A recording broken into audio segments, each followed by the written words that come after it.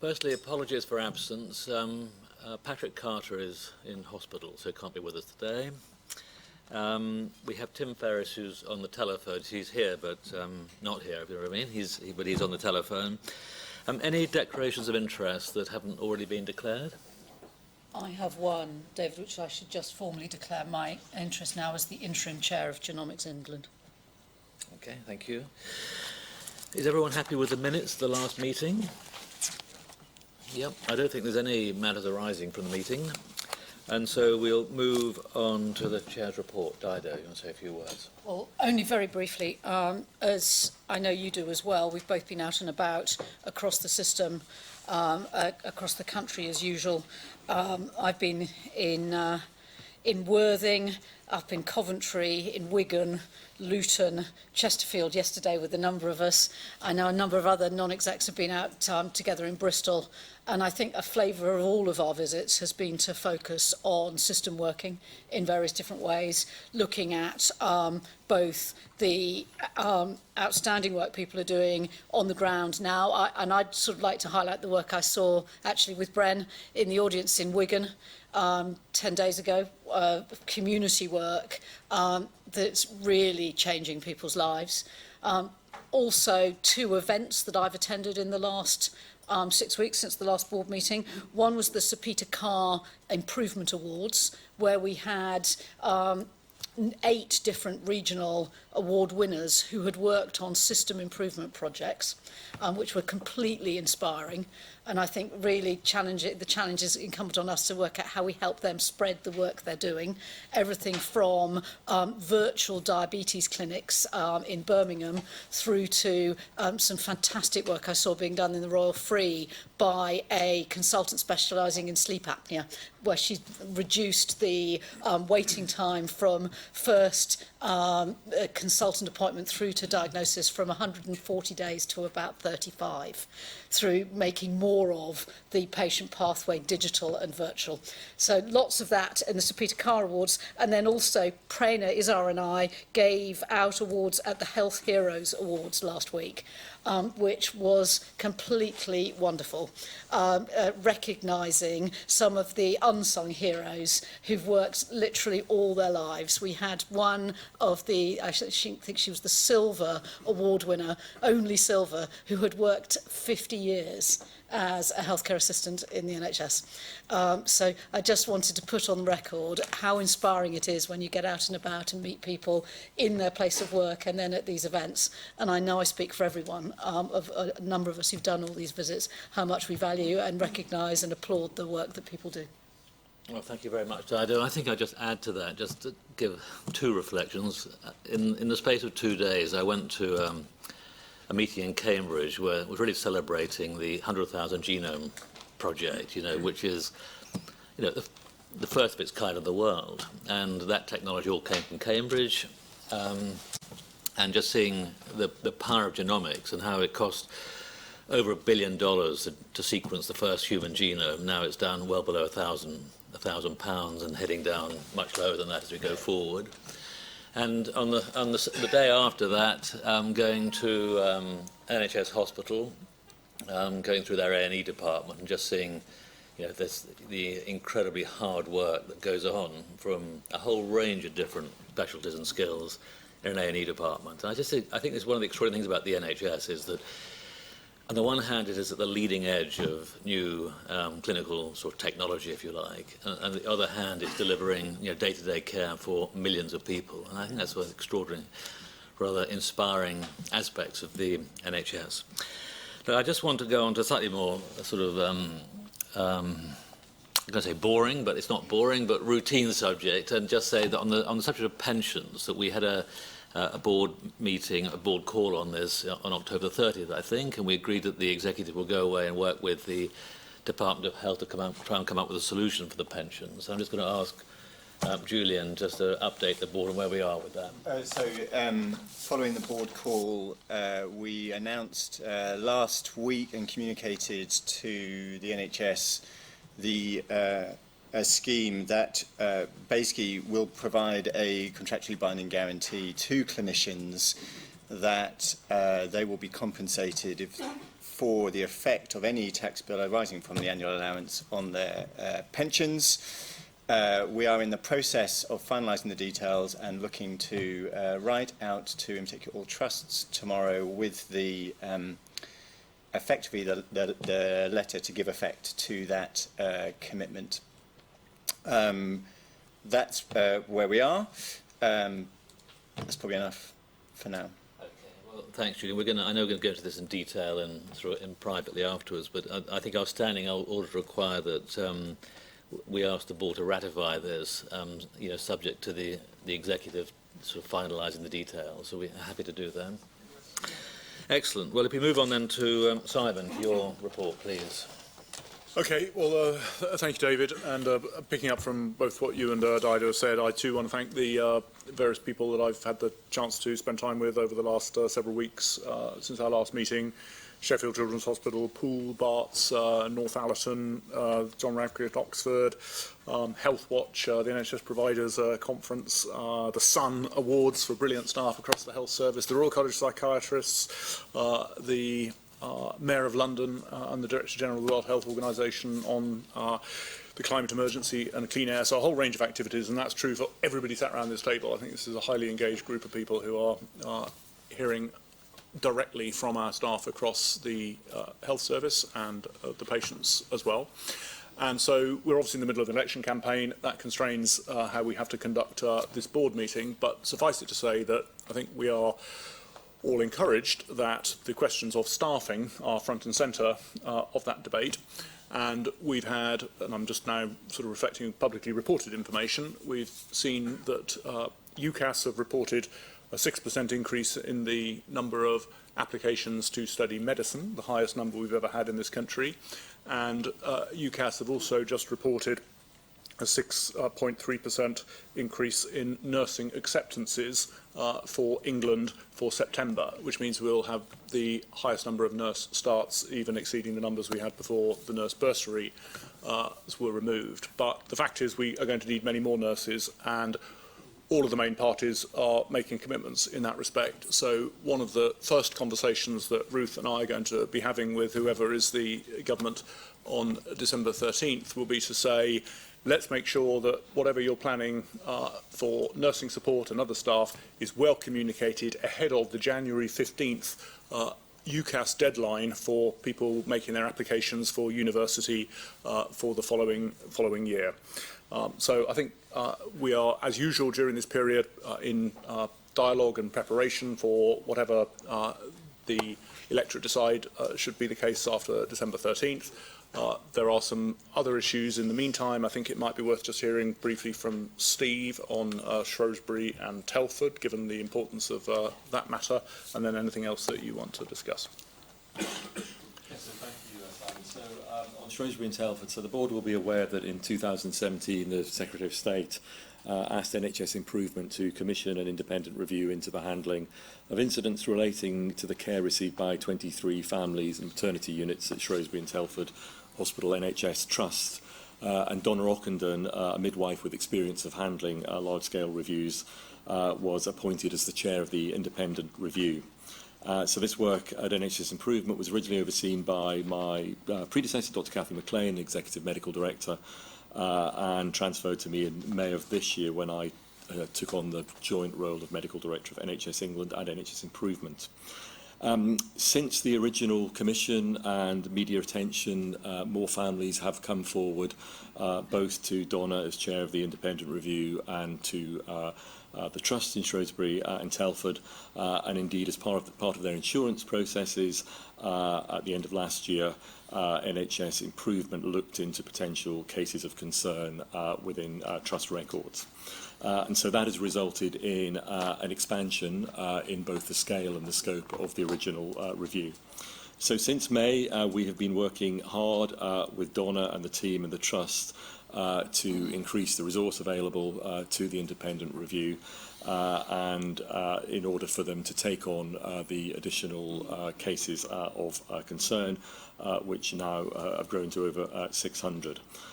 So I'm pleased to say that we've worked closely and successfully and also with the Department of Health and Social Care on this matter, and we have today released the terms of reference which expand the scope of the review with the agreement of DHSC.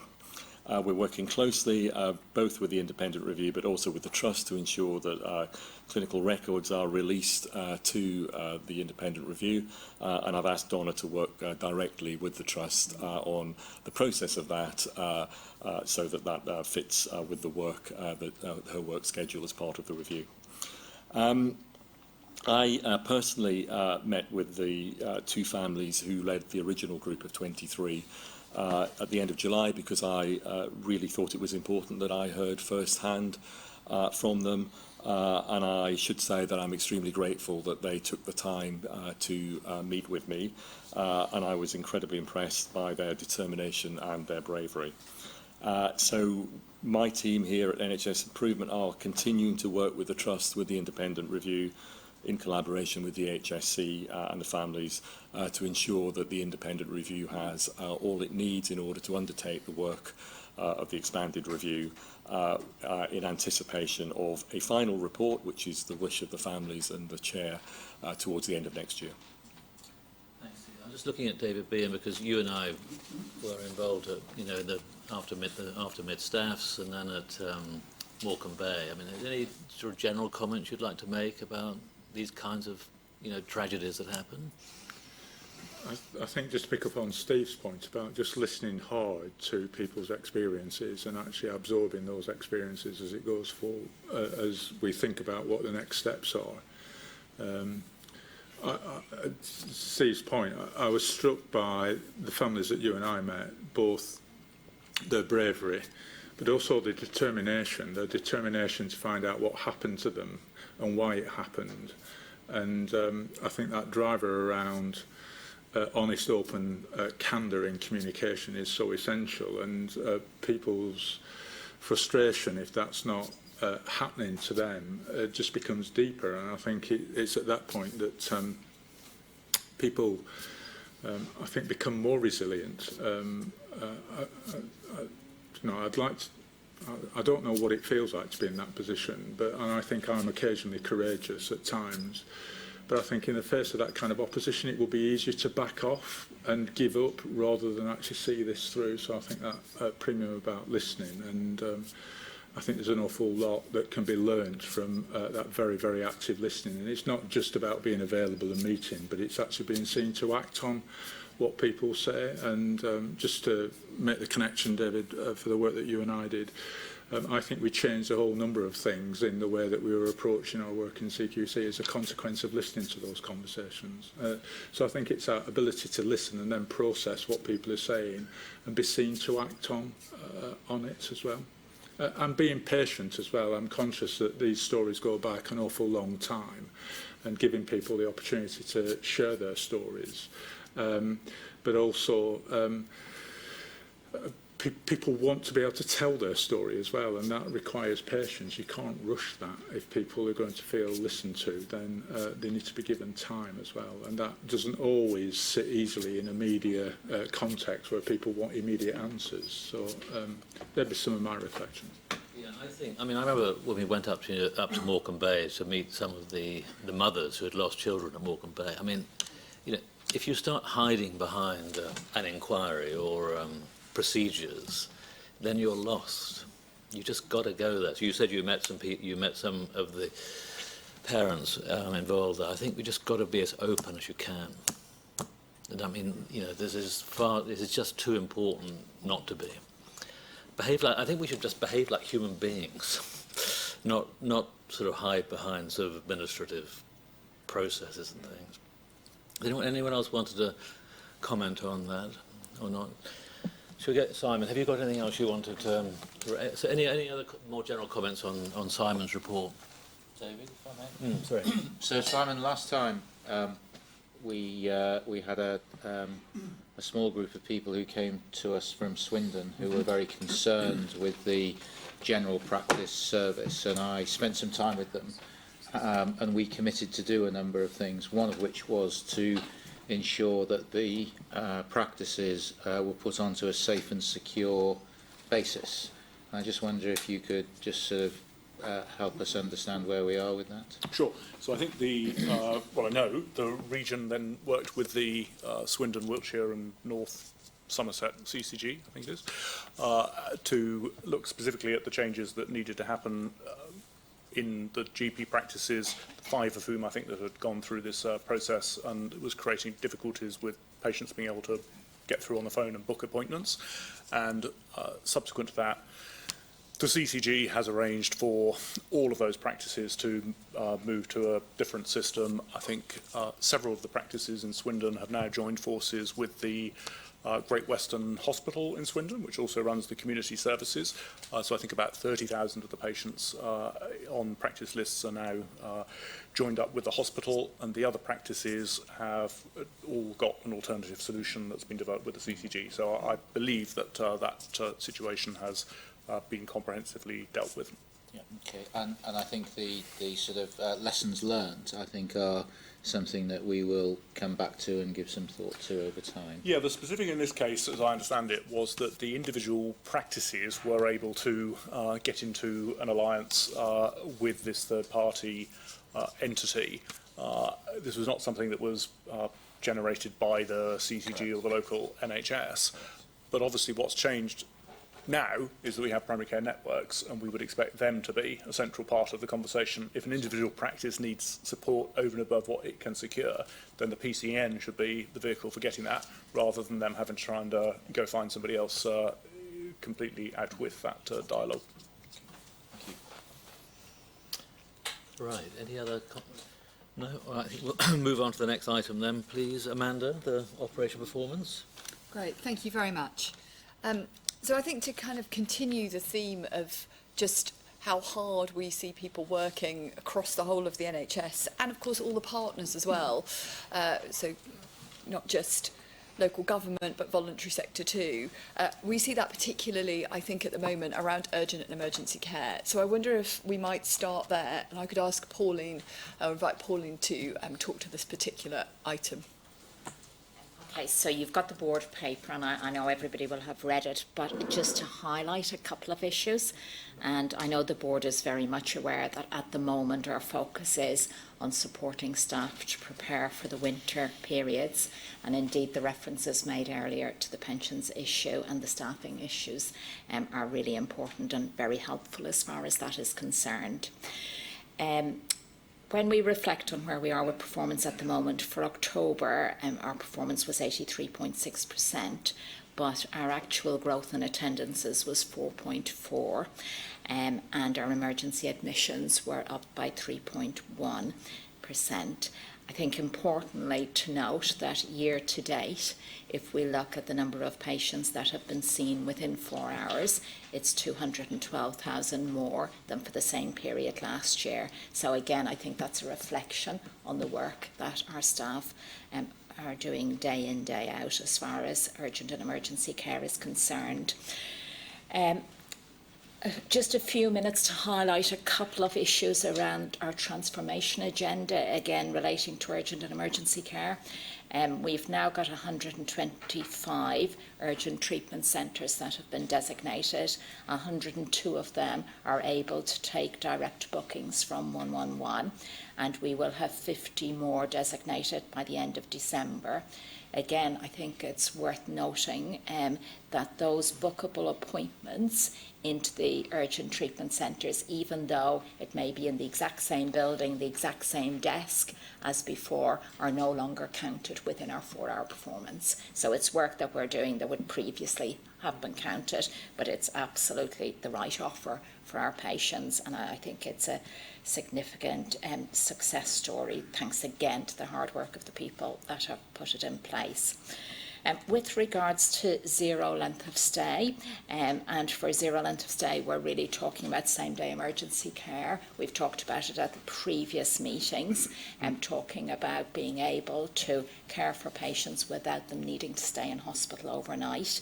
If we look at our performance from April to September, it grew by 7.4% against the previous year, whereas our length of stay for patients over one night only grew by 1.5. So again, I think that's evidence of a changing care model, and 90% of providers are now on track for being able to offer that service 12 hours a day, 7 days a week by the end of 2019, which is up from 75% in March.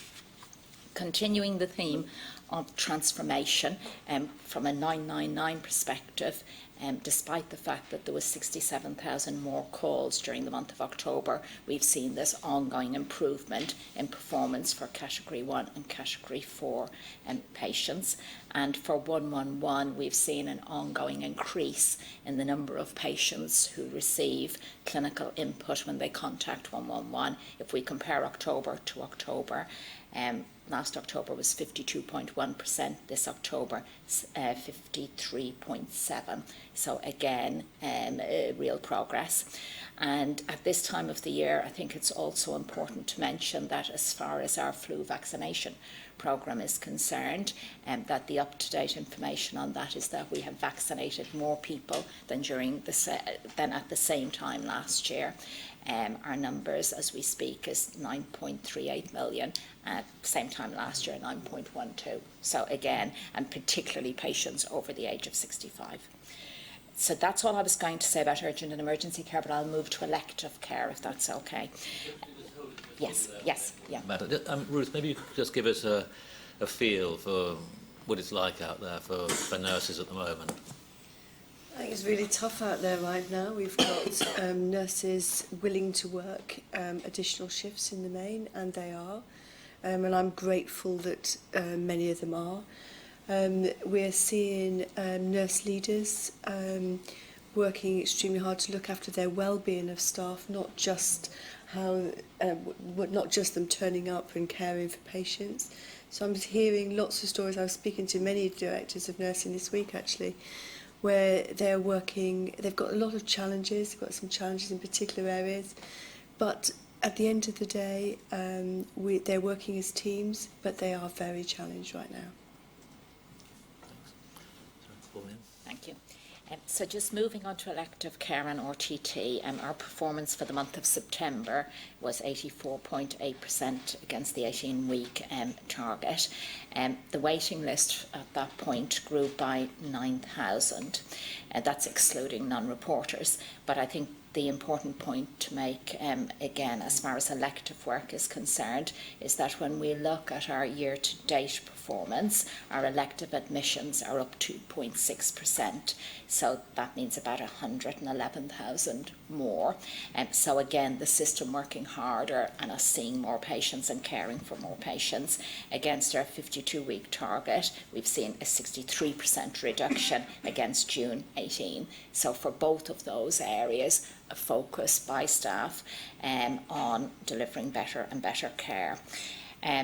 With regards to elective care, we've got a significant transformation programme, delivering a major focus now on outpatient redesign, an ongoing rollout of our capacity alerts, the development of a specification for advice and guidance. This is for GPs being able to get advice and guidance rather than having to refer a patient, being able to get advice from secondary care providers, etc. And our first mover sites for the 26-week choice offer have now been launched. We've got 7 sites. So again, big focus on transformation as well as day-to-day delivery.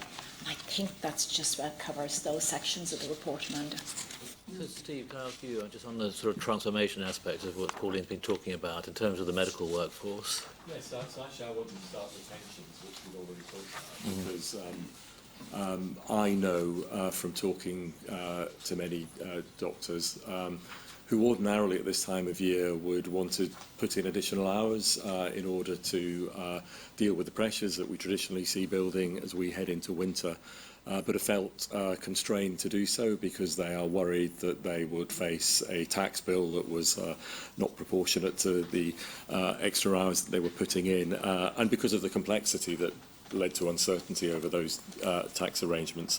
And so I'm delighted that Julian and the team here have worked on a simple solution that we have now made public that will allow doctors to do those extra hours without having to worry about the potential consequences. And doctors want to do the extra work for a couple of reasons. Primarily, of course, for patients, because first and foremost, all medical professionals and healthcare professionals care about patients, but also because as things get busier, they want to support their colleagues. And to ensure that whether it's the doctor in the department, it's the nurse, it's the healthcare assistant, it's a pharmacist, that they are working as a team together, supporting each other. And so I would urge my fellow doctors and others to not feel constrained now that with the worry that they can't do those additional shifts, especially as we come into the peak winter period in the urgent and emergency care pathways, but also in elective care as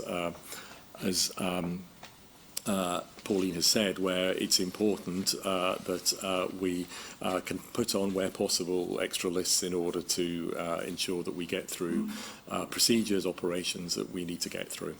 I think in terms of the wider transformation, Pauline mentioned outpatients. Well, the Royal College of Physicians wrote a report this time last year that I've had the privilege of writing the foreword to on outpatients, and my memory of reading that report was both the healthcare professionals that were spoken to and the patients who use outpatients both thought it was something that was broken. It was a mode of delivery that needed to be updated for the 21st century and transformed. So I think when patients are telling you that and staff are telling you that together, then you really do have the message that the opportunity is there to do something different.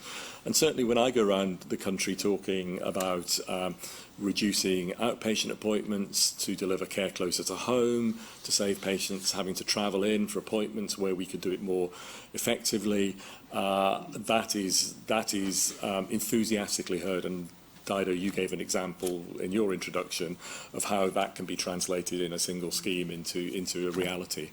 So I think there's real enthusiasm. I don't underestimate the task because these are big change programs, but I think it's absolutely right we do this. It's not just digital transformation, although that helps. It's actually doing things once, doing it right, whether it's a one-stop clinic, whether it's a consultation by telephone or text. The tools are there and the willingness is there to do it. And of course, as we always say, because around we estimate about 5% of travel in England on any one day is NHS related, reducing the number of journeys into outpatients is part of our contribution to a carbon neutral environment, which of course benefits our respiratory patients as well, who are particularly affected by poor air quality. So I think this and other transformation programs, this is absolutely the time to do it, and I'm confident that clinicians will get behind it. It's pretty much in line with what you were doing back in 2007-8, really, wasn't it? When you were a minister. In terms of the... Well, in terms of trying to deliver care outside big hospitals. And...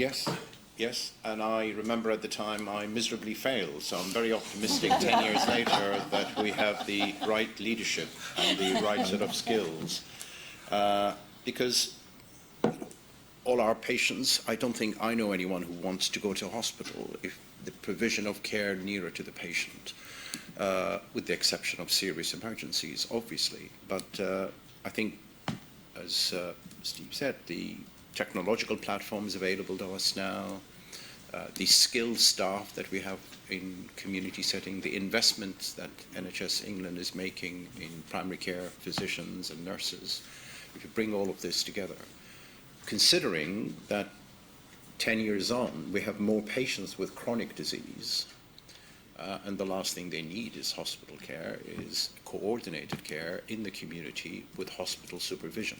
So I'm very excited, and I have no doubt Steve will have a much better success out of this than I ever did. Great, Amanda, do you want to carry on? Thanks, Aaron. Do you want to carry on? Thank you.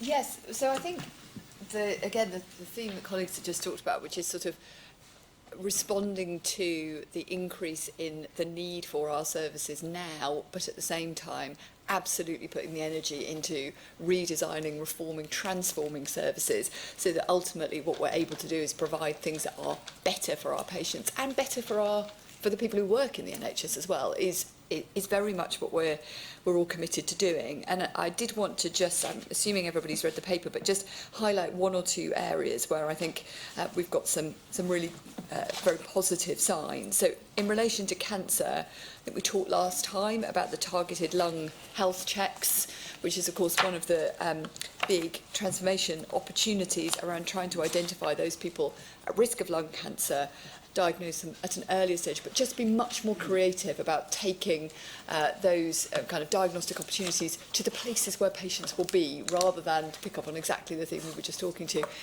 expect people always to come into our hospitals for these things. So supermarket car parks being a great example. We've also got work underway, led again by the cancer team, to implement the rapid diagnostic centres. So one for every Cancer Alliance is the commitment. We already have 9 up and running, and a lot of work going on now that we've agreed the specification, to roll those out. In terms of activity, I did say, of course, that's the kind of future focus. In the here and now, again, for cancer, actually, we have record-breaking levels of urgent cancer referrals, but also cancer treatments, again, up. So we have had about 12.2% more referrals in the 12 months of September this year compared with last year. But against that, our 2-week wait performance has increased against last month, and the number of patients treated within 62 days has gone up by 3.6%. So that's over 5,500 people being treated now within 62 days compared with last year. So I think final point to say on cancer is, and all of that whilst also having cancer patient experience at record high levels. So I think that's a huge testament to all of the people who are working within cancer services, that despite that rising demand and need, we're maintaining that focus on quality and on patient experience, whilst also beginning to transform the service at the same time. Why don't we just stay with cancer? Michelle, from your perspective at CR UK, a lot going on in new treatments, new diagnostics. So it's really important to hear some of the good progress and work that's happening that Amanda talked about. I think very, very encouraging signs. If you go to Manchester and see some of the lung health checks and the community outreach that's happening there, it's very positive, because we know lung cancer remains incidence and prevalence far too high. The work that's going on with the RDCs at the moment is very, very positive. And of course, more people are being treated now than ever before. But we do face some challenges still in terms of 62-day wait, in terms of how we compare to other comparable international countries in a number of specific cancers. And of course, we know, and what's probably a hugely exciting area of the long-term plan, is we have ambitions to significantly increase survival of cancer through a whole range of measures, including a stage shift in early diagnosis, improvements to screening, and of course through the research, development and technology which we expect will enable us all to detect and prevent cancer earlier. So really good news, but more to do.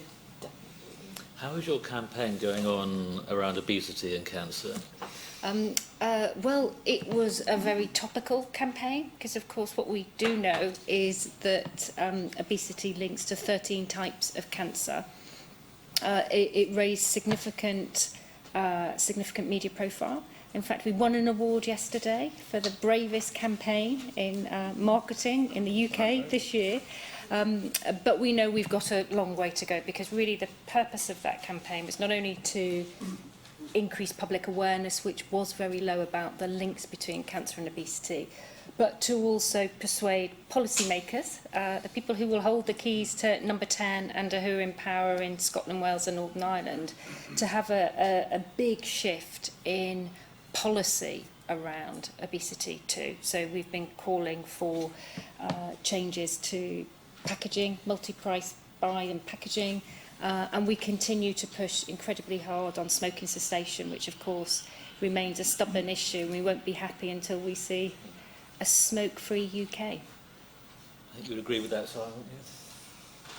Yes, defined, I think, as 5% is the ASH definition, and we need to see a faster rate of progress on smoking cessation, and there are all kinds of ways in which we'll be wanting to support that. And on obesity as well. Yes, on obesity as well. That is undoubtedly true, not just for cancer, but for type 2 diabetes, cardiovascular disease, and there are a set of things, obviously, the NHS has been doing around the DPP rollout, but other programmes that we're going to be investing in as part of the long-term plan, and it would be our expectation that we would bring forward the long-term plan implementation framework either the back end of this year or the very beginning of next, and that will include those kinds of interventions. I would just add one further point, and Simon and others have talked about it, the significance and the very welcome debate more broadly on investing in workforce, which is critical to the achievement of the long-term plan in a number of areas, but particularly so in cancer too. Thank you. And actually on that workforce theme, something I just did want to pull out of the report again was that, so I think there's an absolute commitment and clarity that one area where we absolutely need to see continued growth in the workforce is general practice and also primary care. So what we have seen so far is a small increase in the number of doctors working in general practice and a larger increase in the wider primary care workforce since last year. But that continues to be an area where we're giving an awful lot of energy and effort and attention, because I think we again recognise that just as we see the pressures that we've just described on secondary care around urgent emergency care, cancer, actually that's equally true in general practice, in primary care, and that investment in the workforce and support for now. The good news that's already been referenced, that we have 99% of the country now covered by primary care networks. So we have more than 99% of general practices coming together to form more than 1,200 primary care networks across the country. So that is a great vehicle for us now to be able to support primary care going forward, and primary care very much then at the heart of the systems as they work into the future. But absolute recognition that we do need to continue to invest in the workforce that we know we still need. So just, Ian, are you happy with primary care networks? You were one of the architects of primary care networks. Are they going as you wanted them to? Yes, I mean, it's early days. They've only just formed formally from the 1st of July, and there's obviously a lot of work that those networks have got to do to get their relationships right between constituent practices and critically with their wider NHS and community partners. And I think our big focus, exactly as Amanda said at the moment, is on helping them be able to make use of their funding entitlements this year and indeed in future years for additional staff. So we have promised that every network can secure a social prescriber this year, and recruitment is kind of ploughing ahead on that, and similarly pharmacists. So that's our immediate focus this year, and we're working with the British Medical Association and the Royal College of General Practitioners on that. Great. Just two final areas, if I may. I did want to just talk a bit about mental health and also just touch on learning disabilities. So in relation to mental health, clearly there's been a very significant commitment in additional funding for mental health. We do know that all CCGs reported that they have met the mental health investment standard, and what that has enabled is a really, really significant and important increase in the number of people who are able to access mental health services. So a particular example to highlight is the fact that last year, of course, we saw 13,000 women through perinatal mental health services, which was significantly more than the 9,000 target that we'd started. But that is just one example of what is now, I think, a huge amount of activity going on within mental health to increase access and to develop new services. And one of the things that we're continuing to do, Julian leading in particular, as we think about planning for next year, is ensuring that that same increase in investment around mental health is reflected in local plans for 2021 and beyond. Should I go on to the learning disabilities? Any questions on mental health? Am I right now, Amanda, that every A&E department in the country has a mental health liaison team in it? Or is that not quite right yet? Yes, they do, but there's still, I guess, so we have the Core 24 standards which are being rolled out across the country, but certainly every emergency department has a mental health liaison team as part of it. Do you want to say any more about that, Pauline? Yes, I think that's accurate, Amanda. I think probably the extent of the coverage, we still have some way to go, but yes, we have rolled it out. So just finally, in relation to learning disabilities, because again, I think quite rightly, what we've done in the paper, I think, is celebrate the work to date. So, it's a significant reduction since March 2015 in the number of people being looked after in an inpatient setting, so 22% reduction, but an absolute commitment to go further. And I think it's not just clearly about the inpatient end, it's also about making sure that the care, education, treatment reviews are undertaken, because that's such a critical part of effective planning around people's care. So again, good news is that the number of those continues to grow year on year, but I do think that we would all recognise that learning disabilities is an area that absolutely requires that continued focus, and it is a whole system effort, because this is not just about health, this is absolutely about a very close partnership with local government, with social care, voluntary sector as well, to look after what is in practice some of our most vulnerable people. Could you remind, is there an irreducible minimum that we're assuming of the figure? That figure won't come down to zero, I think, will it? Or is there a figure? No, I don't think the figure will come down to zero in terms of the number of people who do at some point require specialist inpatient support for learning disability and or autism, but obviously we're aiming at 35% as the first milestone, and then 50% by 23-24, and there are parts of the country that are already doing that. And proportion, I think about a quarter of people who are in inpatient settings at the moment are on a MOJ restriction, but we believe that with community alternatives, then community forensic support can sometimes provide an alternative to that. And I've commissioned Anne Longfield to chair, the Children's Commissioner, to chair the task force on inpatient learning disability and autism services, and met with her this week, in fact, and she's going to be looking not only at the inpatient element of that, but the upstream and the discharge elements too. So there's an awful lot more to be done here. Some of this is about workforce questions, some of this is about the join up with special educational needs and children's social care services, and Anne Longfield as a clear independent champion will help drive that agenda with us and for us. Thank you. Andrew, any comments you'd like to make from your perspective at Frimley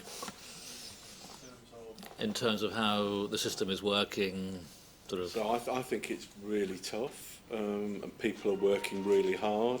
The big win that we've got now is the pensions breakthrough, and I think we will get a lot of clinical buy-in in terms of covering more shifts at consultant level, which will hopefully cope with an increase in activity and lift the performance. And we're all chasing 4 hours. Everyone wants to clear an emergency department. If you get a full emergency department that's got 120 people, then you're normally handling around 60. You're under a lot of pressure, and everyone's trying to focus on trying to get those people treated and sorted and admitted appropriately or discharged. So it's really, really tough. But hopefully with the breakthrough we've got on pensions, it's going to make a big difference this winter. Thank you. Excellent. Thanks very much, Amanda. Julian, finance. On the financial position, we've circulated a paper. Year to date, the financial plan is holding. I mean, we have an adverse variance when you look at provider and commissioner spend of 130 million at the halfway point.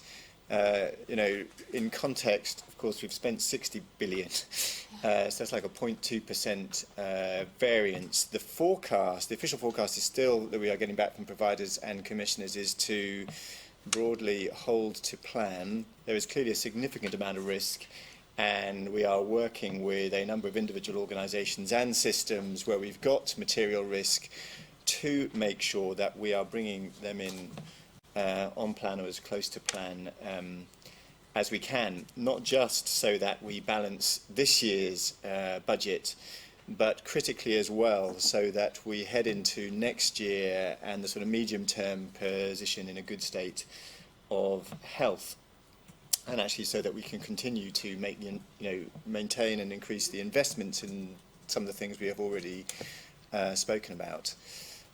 Worth saying on capital that we are seeing the typical profile of capital spend relative to budget, but relative to last year, we have spent about £300 million more than at the same point last year. Crucially, with the settlement we have from government, this means trusts with their own cash resources can deliver as fast as they possibly can the plans that they have. We are managing to release more capital to trusts who don't have their own cash resources to deal with some of the critical backlog issues, and there is no break on that process, as well as progressing the transformation projects already agreed, and, for example, the increased investment that the government announced in diagnostics, where we have now agreed the organisations, and I think now notified them, I'll check on that, the money that they will get this year to buy new scanners to replace those which they are using, which are already past their sort of service dates. Thanks, Julian.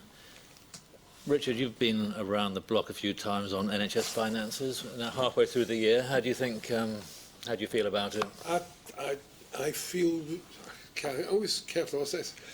I feel really reasonably comfortable about these figures. I mean, I think always on these, you look at them and you've got what looks like very big numbers, but they're incredibly small percentages. You're paying with tiny little margins. So when Julian says we've got a variance of about 70-odd million, I mean, this is absolutely tiny. So at the moment, this looks like it's broadly running to plan.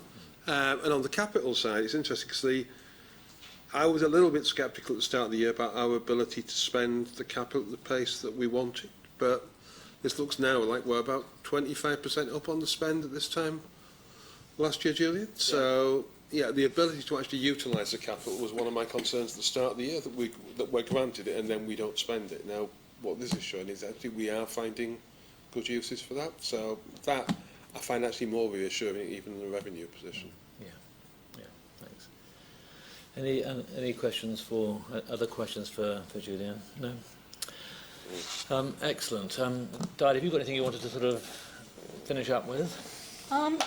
Well, maybe just two observations. The first one is just very mindful that because of the general election, that this is quite a sort of short and limited agenda, and I wouldn't want anybody to think that it reflects the lack of work from the boards or the executive teams or the teams within NHS England and NHS Improvement. We know, a number of us have mentioned how hard we see colleagues across the NHS working. I think it's worth also recognising how hard colleagues in NHS England and NHS Improvement are working, both on the short-term support to systems and organisations working on the long-term plan, implementation planning, but also going through their own journey as we bring our organisations together. So we haven't mentioned that in this meeting, but I think we should acknowledge that and acknowledge the work that is going on across the service on the people plan, as I said, on bringing together those local system plans to build up long-term implementation plans